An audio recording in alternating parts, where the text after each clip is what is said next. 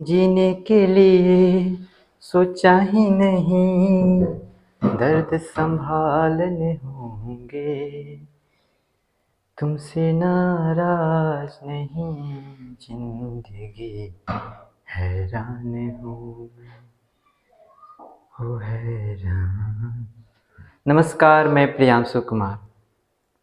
Background पे आप देख रहे होंगे हमारे शब्द कोश में बहुत सारे शब्द हैं जिनसे मैक्सिमम लोग परिचित नहीं होते हैं। पुनर्जन्म, पुनरुद्भवन, उत्खनन, विरासत, मुक्लन।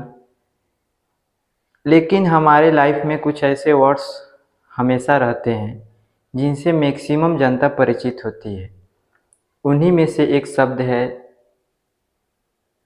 जिसका नाम है डेथ। हिंदी में इसे मृत्यु कहते हैं। शायद आप सभी भी परिचित ही होंगे। और इससे रिलेटेड बातें, इसमें क्या व्यापकता है, अपने डेली लाइफ जो काफ़ी स्पीड में चल रहा है उसमें हम रुक करके थोड़ा सा इसके विषय में सोचें, इससे रिलेटेड बातें सोचें और इन पे क्या क्या कोट्स कही गई हैं बड़े बड़े फिलोसफर्स के द्वारा, इसका सिंबल क्या है, यह बतलाना क्या चाहता है। अक्सर बहुत सारे प्रक्रिया हमारे समाज में इससे रिलेटेड होता है, इनके बारे में भी चर्चा सनातन धर्म में जैसे अंतिम संस्कार कहते हैं उनसे रिलेटेड बातें, और इस यूनिवर्स में जो काफ़ी बड़ा है या आप कुछ ही समय में जानेंगे उसके बारे में रिलेटेड बातें हम जानेंगे इस वीडियो में।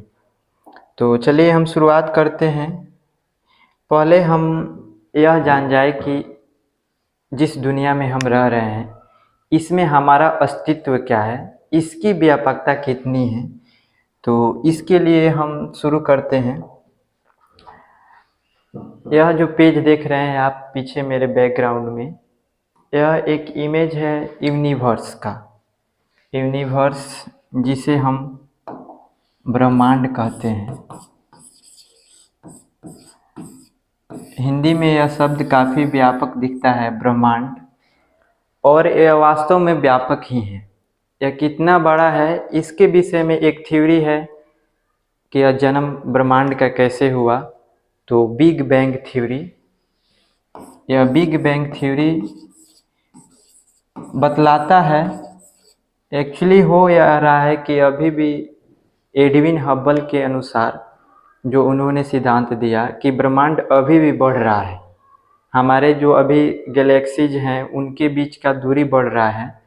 उसके आधार पे, बहुत सारे एक्सपेरिमेंट के आधार पे यह बतलाया गया कि लगभग जिस यूनिवर्स में हम हैं उसकी शुरुआत 13 से 14 अरब वर्ष पहले हो चुकी थी।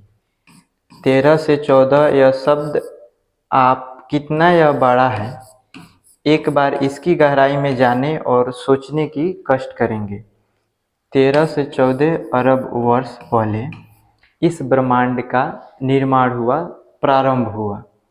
इसमें क्या क्या चीज़ें हैं, तो सिंपल एग्जाम्पल्स से समझते। यह ब्रह्मांड जो है करोड़ों गैलेक्सियों से बना हुआ है। यह गैलेक्सीज का फोटो आप देख रहे हैं। यह गैलेक्सी क्या होती है, जिसे हम हिंदी में आकाश गंगा कहते हैं। तो आप रात में देखते होंगे, रात के अंधेरों में असंख्य तारों की समूह दिखाई देती है। तो एक गैलेक्सी में असंख्य तारों का समूह होता है। उन तारों के समूह को हम आकाश गंगा कहते हैं। हम जिस आकाश गंगा में रहते हैं, असंख्य है तो हम भी किसी आकाश गंगा में ही होंगे। तो उस आकाश गंगा का नाम है, जिसे हम हिंदी में दुग्ध मेखला या इंग्लिश में मिल्की वे कहते हैं। यह है अपनी आकाश गंगा, जिसे का आकार जो है सर्पिलाकार। आकाश गंगाओं को आकारों के आधार पर बांटा गया है। इस आकाश गंगा में करोड़ों तारे हैं। इसके 3 पार्ट हैं, जिसमें अपना जो सोलर सिस्टम है वह दूसरे पार्ट में पाया जाता है। और सोलर सिस्टम मतलब जितने असंख्य तारे हैं उसमें से एक तारा है अपना जो दिखाई देता है, जिसका नाम है सूर्य। यह सूर्य है और ऐसे असंख्य तारे हैं। जिस प्रकार सूर्य का अपना परिवार है जिसे हम सोलर सिस्टम कहते हैं, इस तरह इन असंख्य तारों का भी अपना अपना परिवार है। हम उस क्रम को ला रहे हैं कि यह देखिए कहाँ से यह जन्म हुआ, कितनी लंबी प्रोसेस है, इस ब्रह्मांड में अपना अस्तित्व क्या है, ताकि हम अपनी अस्तित्व को हमेशा याद रखें। केवल अपने ब्रह्मांड में अस्तित्व को याद रखने से आपके जीवन की बहुत सारी समस्याएं समाप्त हो सकती है। बहुत सारे प्रॉब्लम्स यूं ही गायब हो सकते हैं। आपका स्ट्रेस, आपका डिप्रेशन या आसपास समाज में जो भी स्ट्रेस आपके दिमाग पे हो रहा है वो आसानी से गायब हो सकता है।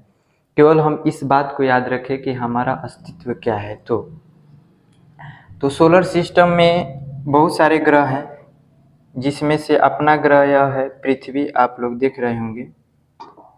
अगर सोलर सिस्टम के और सारे ग्रहों को मैं दिखाने का कोशिश करूं तो आप देख पाइएगा। यह है अपनी पृथ्वी, जो लगभग 1/3 पार्ट पे ही यह स्थल मंडल जिसे कहते हैं, बाकी सारे वाटर हैं।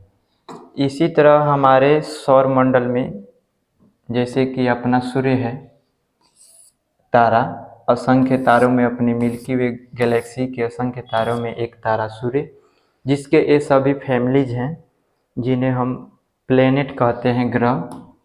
उसमें यह अपना पृथ्वी है। एक्चुअली इस पृथ्वी में आप यह देख पा रहे होंगे, यह जो भाग आप देख रहे हैं यह है अपना देश भारत।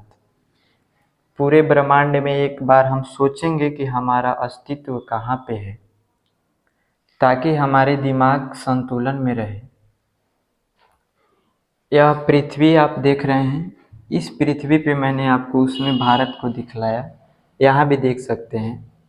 यह है अपना देश भारत और इस भारत का एक छोटा सा मैप यहाँ पे देख रहे हैं।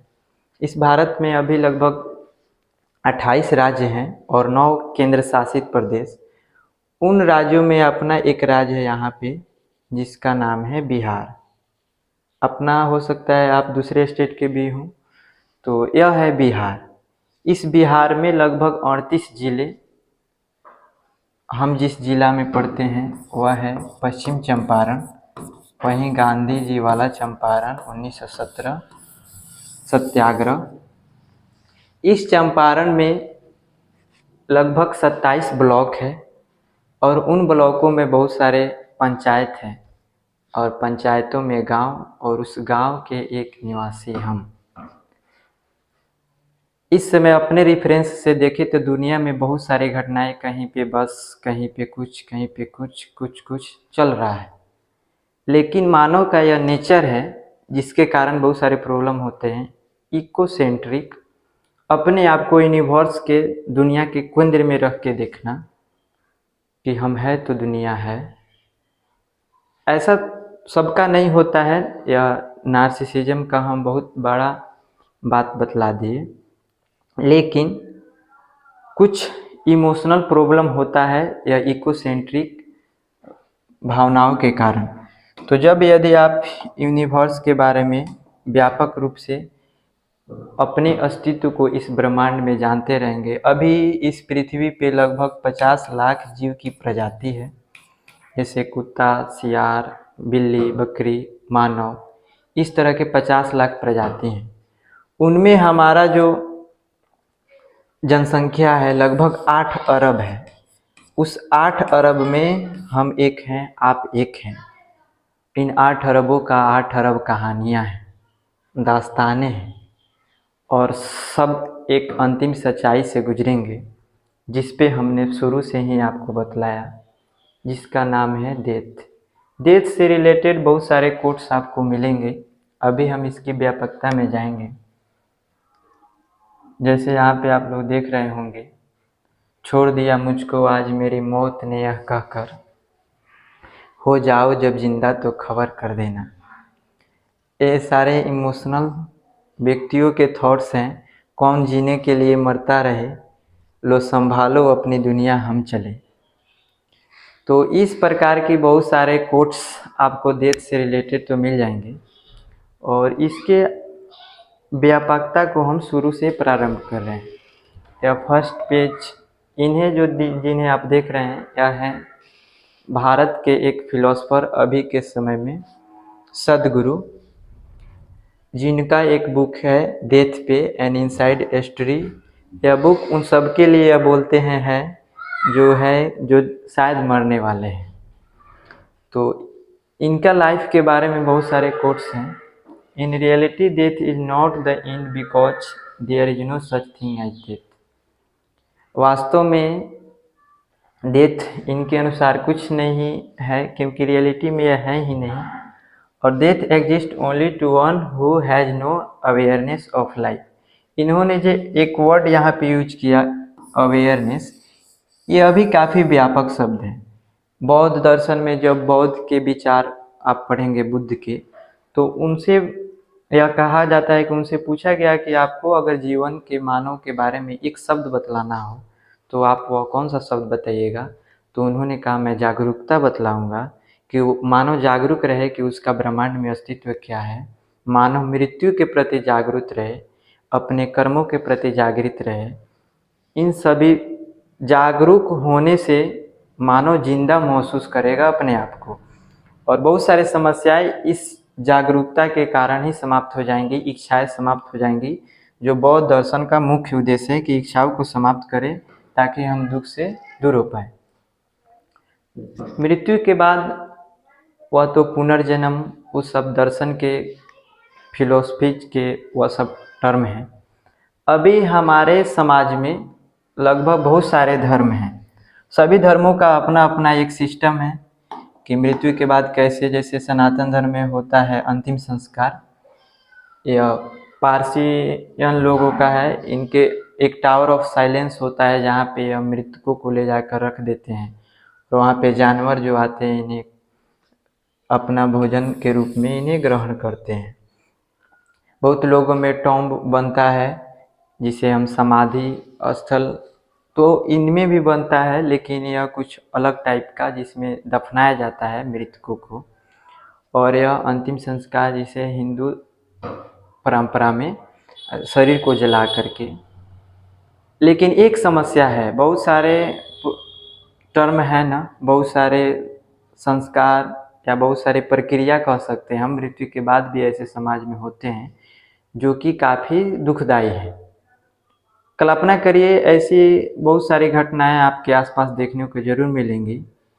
एक पेरेंट्स हैं जिनका बेटा जो है यंग है, और उन्होंने काफ़ी मेहनत से उसे कोई प्रॉब्लम हुआ, कोई बीमारी हुई, और काफ़ी मेहनत से उसका इलाज कराए। इलाज कराने के दौरान उन्होंने काफ़ी सारा खर्च किया अपने औकात से बाहर का, और अंत समय में यह रिजल्ट निकलता है कि बेटा बचता नहीं है।